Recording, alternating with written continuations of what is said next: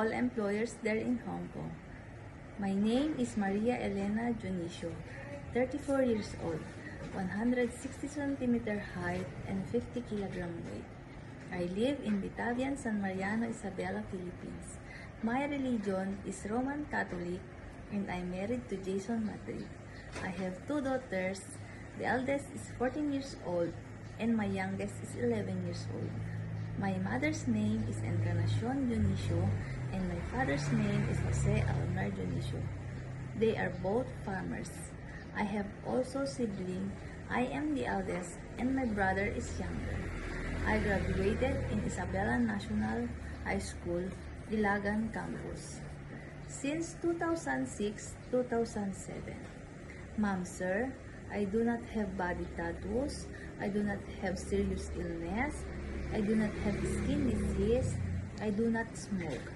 My first employer is Virginia Chodoro from Ilocos Norte since August 15, 2022 to August 2024.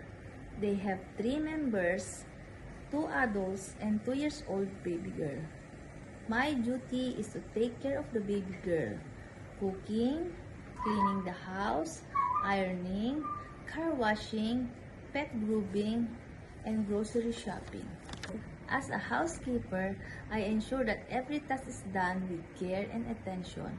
I am reliable, honest, and always willing to learn and improve my skills to better serve the family I work with.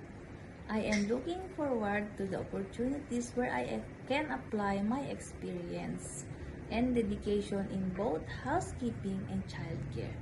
My parents are willing to take care of my kids while I want to work there in Hong Kong to sustain the needs of my family and to save money for my kids' future.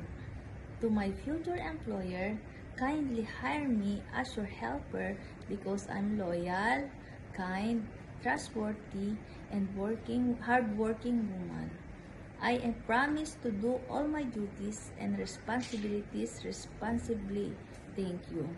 I am looking forward to work with you as soon as possible.